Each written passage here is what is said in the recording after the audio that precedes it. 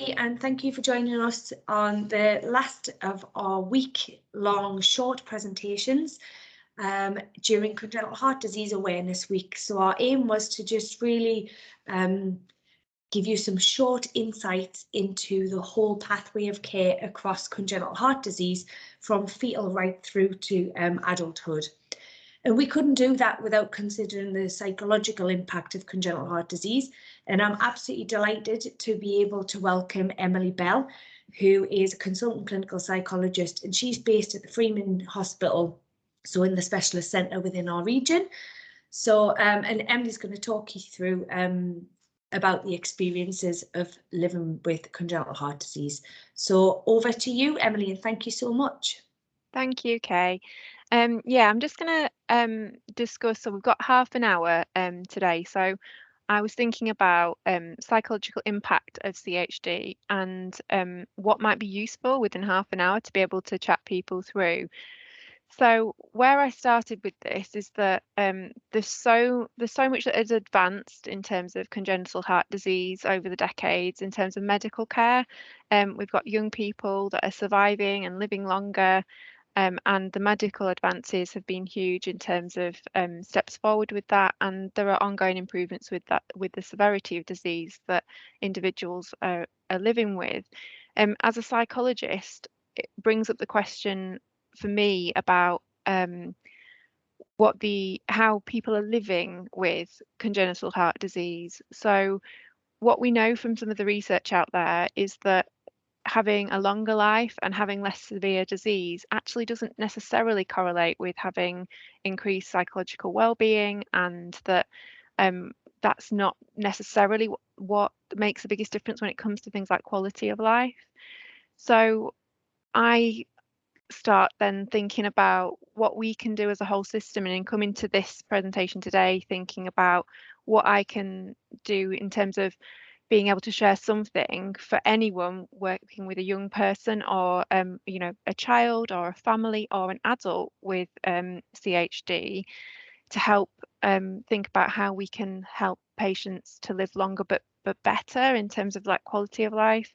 There's a huge scope for what I can cover in that, and I'm sure there'll be other opportunities to talk about certain other parts of the journey through CHD. But I thought, given the limited time, I'd start at the beginning and think about what makes a difference at the very beginning. So that will be supporting families to cope with the diagnosis, supporting that parent-child relationship, and considering the impact of that later in the journey. So hopefully it does have relevance for those working with young people and with adults as well. So at diagnosis, there is so much that a family is dealing with. I just want to start by drawing people's attention to some interviews with parents that the British Heart Foundation had done, and these are the decades ago. I mean, you can tell by the fashion, these are not new videos, but what's in the content of those is great in terms of being able to really understand some of the experiences of families at the point of diagnosis and onwards. There's, explores their journey, and I'd encourage people to go and look at those. In terms of thinking about this point of diagnosis, the impact for a family is huge and also so individual. The heart's so symbolic in terms of the meaning of having a heart condition for families, and people bring different experiences and their past history to that in terms of the impact for that on individual parents and as couples. Everybody's probably aware in terms of the impact in terms of stress and trauma around diagnosis, but it's worth highlighting that in the research it's a condition that has more, it's shown to have more impact in terms of high levels of stress than other chronic conditions, and whether that's diagnosed antenatally or post birth, both are traumatic. There are different experiences, but both have trauma associated with them. There's different experiences that come from finding out earlier and finding out later. And again, in the videos from experiences with parents, it explores that to some degree. It's worth saying that that period in terms of pregnancy and becoming a parent is stressful enough anyway. but then you've got the shock of that diagnosis, the trauma that comes with that, loss, mourning around how you expected things to go, and how you expected the future to be with your child, the fear and uncertainty that's experienced, guilt in terms of, you know, thinking around, is there anything that I could have done? If I'd only had done that differently, would that have made a difference? Thinking about why things happen, you know, why is this happening to our family? Why our baby? And you know, attempting to get your head around understanding healthcare that's coming, that it's massive. And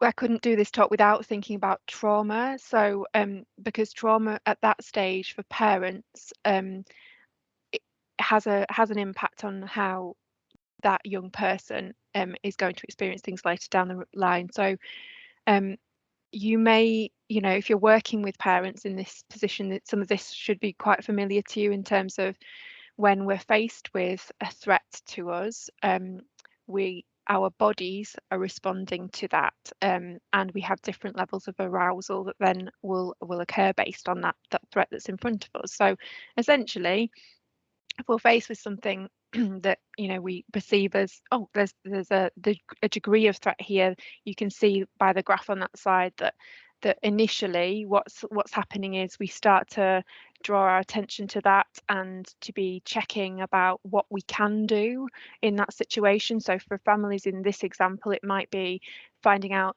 a little bit about that at the beginning and wondering, well, what would the options be, asking questions, being able to talk to other people. Socially, this bit's quite important because we're reaching out to find out what the possibilities are, so peer support becomes quite important.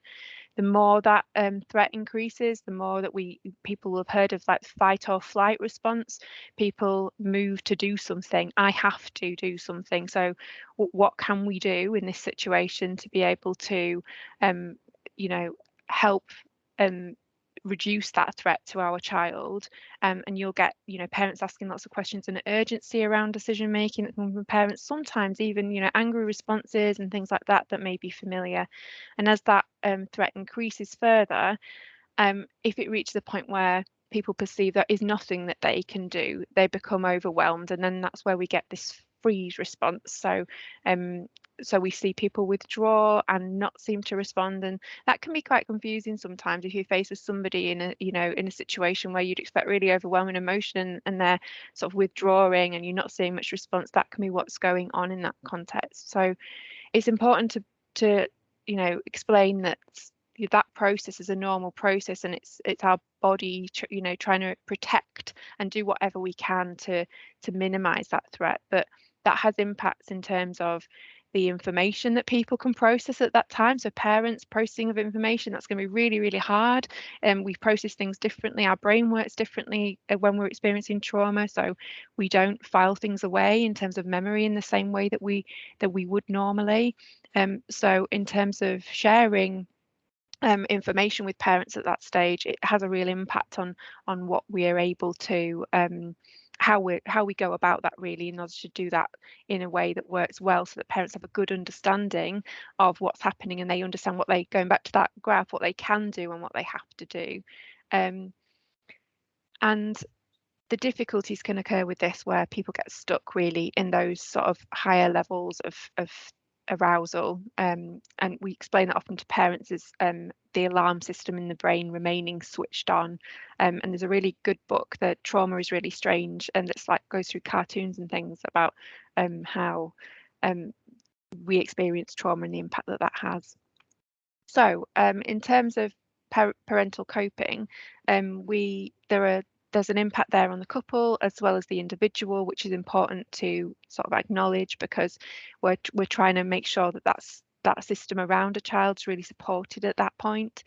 The parents' reactions isn't necessarily related to the severity of that cardiac condition either, which is worth pointing out. So parents need support, even if it's something that we might see as, you know, maybe not, maybe more towards a mild end of a disease. It doesn't necessarily mean that they won't need that level of support. And we know that the quality of life of parents and families is related to other aspects that isn't necessarily the the disease itself. So financial concerns and distress, social isolation, those sorts of things. We do see that there can be a positive response the other side of this for parents, in terms of when you've been through all of this, sometimes we see that actually parents feel able to deal with other things that are coming up further down the line. And we see that in research, in terms of there is evidence of some post-traumatic growth, of parents are coping well into the future, but that isn't always the case, that we can't assume that. So but it's just to get that message out there that, you know, there is further down the line, there can be that outcome of parents really coping well with things. And obviously with each event that happens, we need there to be able to support parents to process and adjust to any further traumatic events that they experience.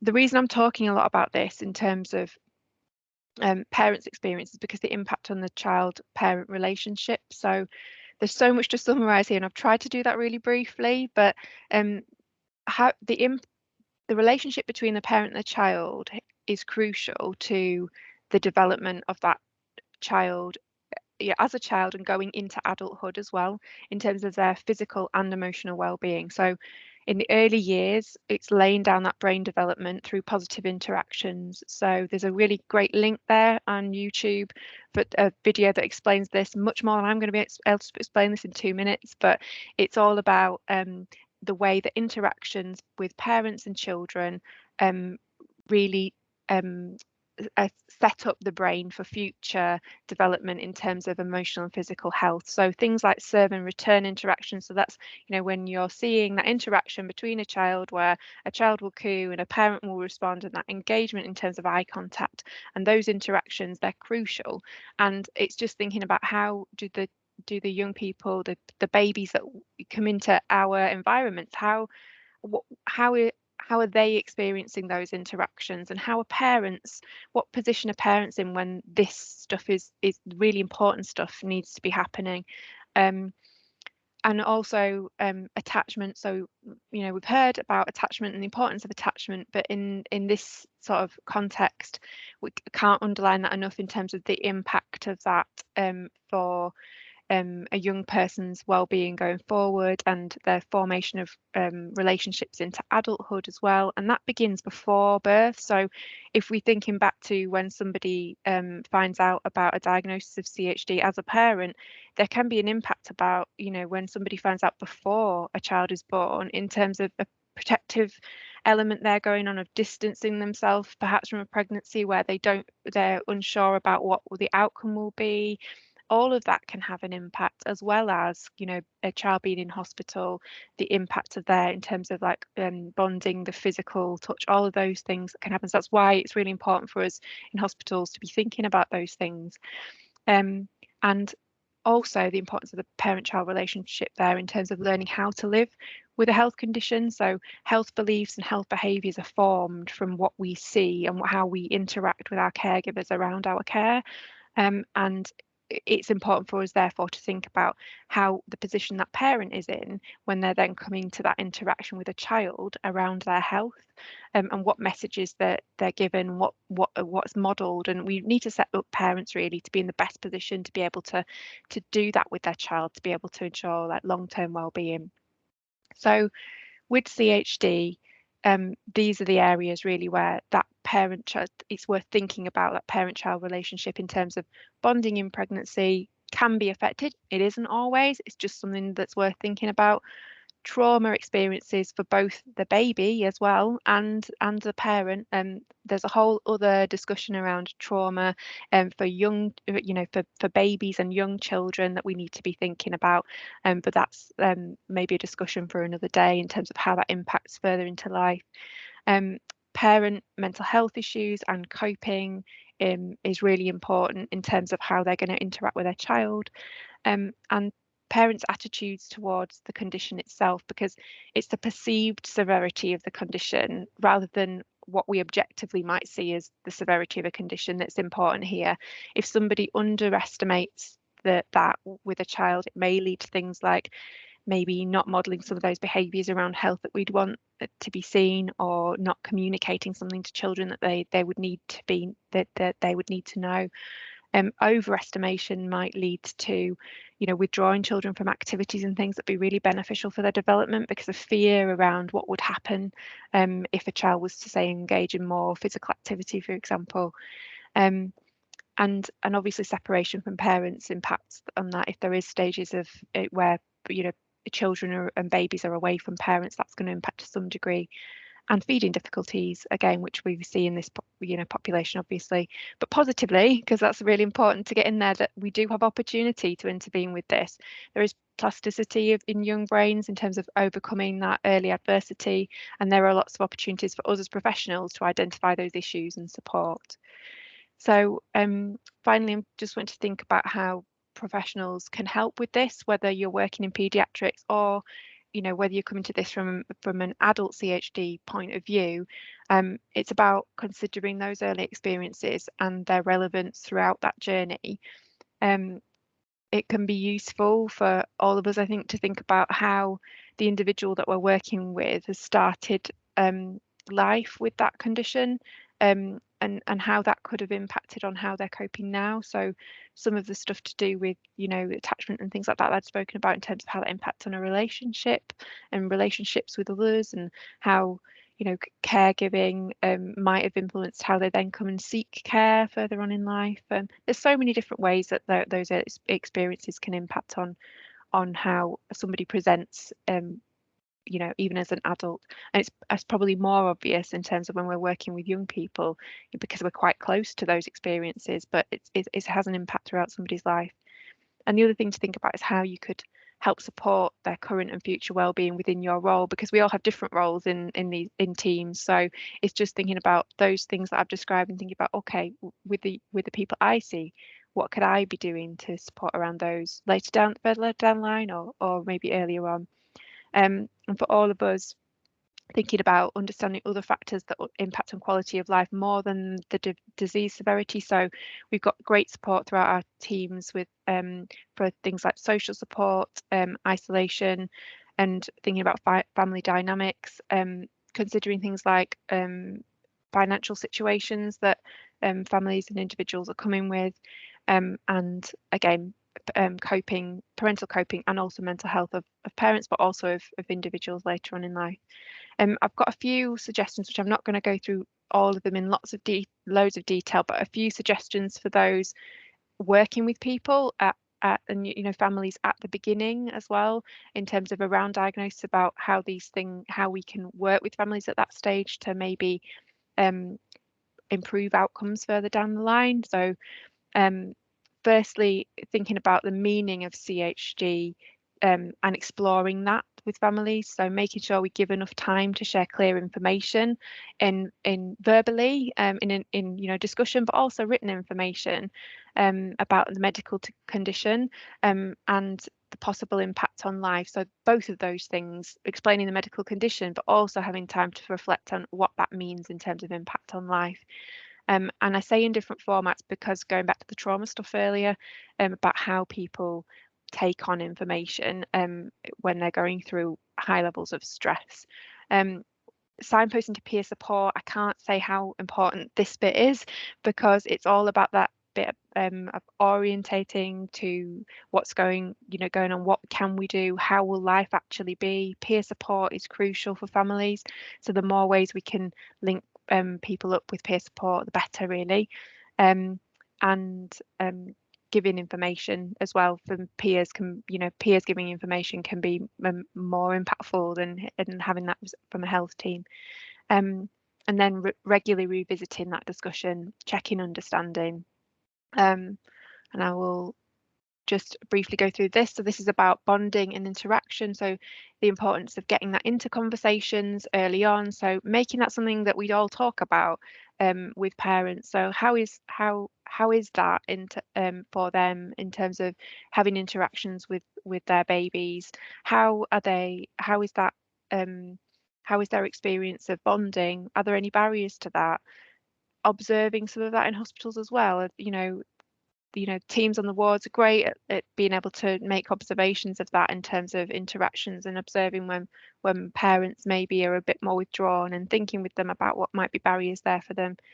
And also talking with parents in children about how CHD impacts on their parenting. That's something that we can all do to some degree. In terms of supporting their well-being going forward, most parents don't require referral to psychology for trauma in terms of going through some of those distressing experiences, because as I said at the beginning, that's a normal reaction to that stressful situation.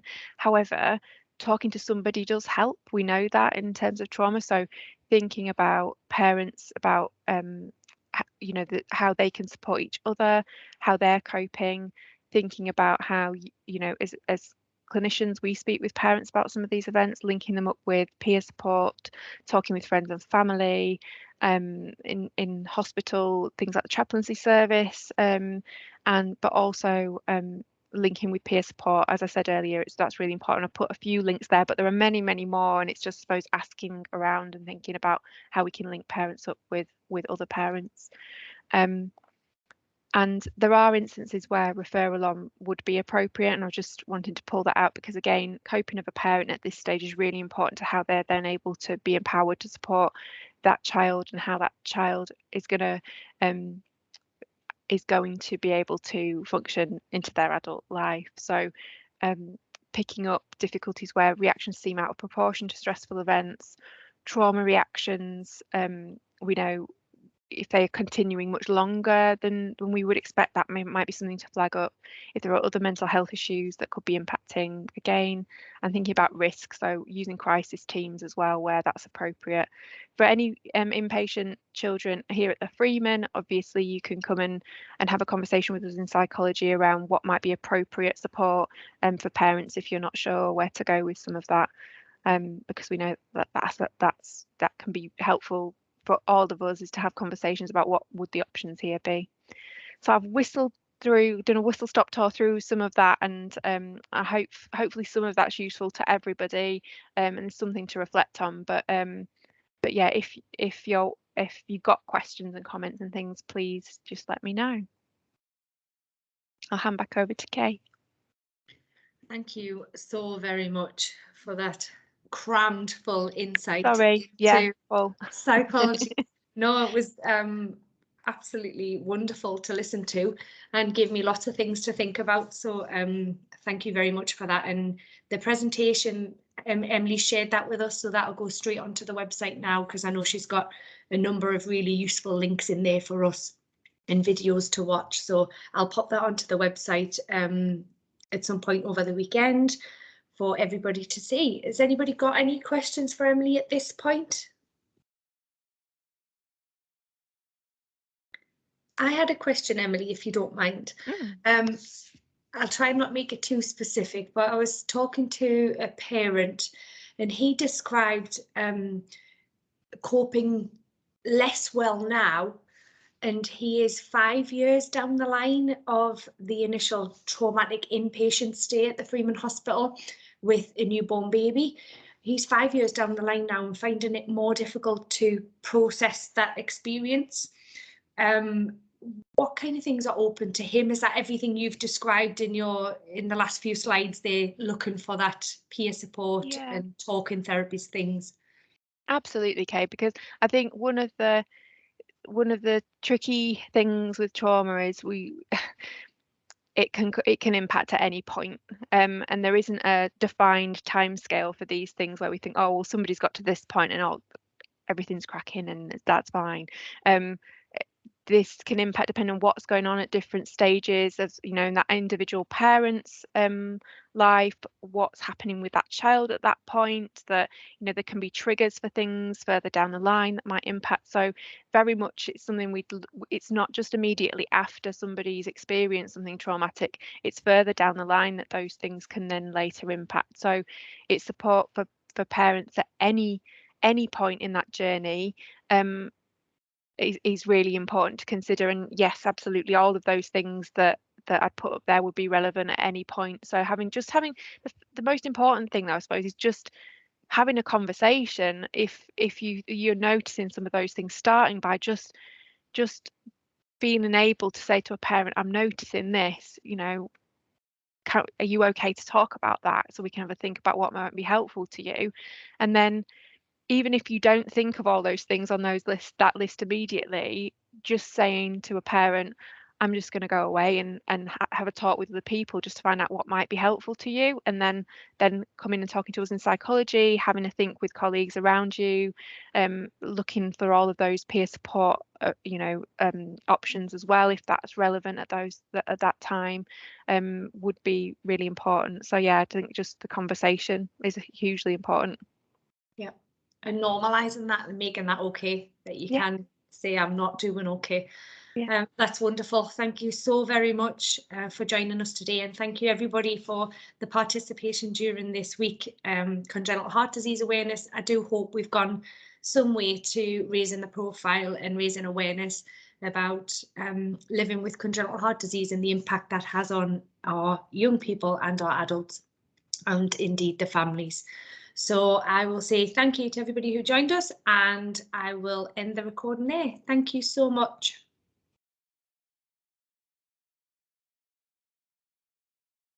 Thank you. Thanks, Kay. Just the button won't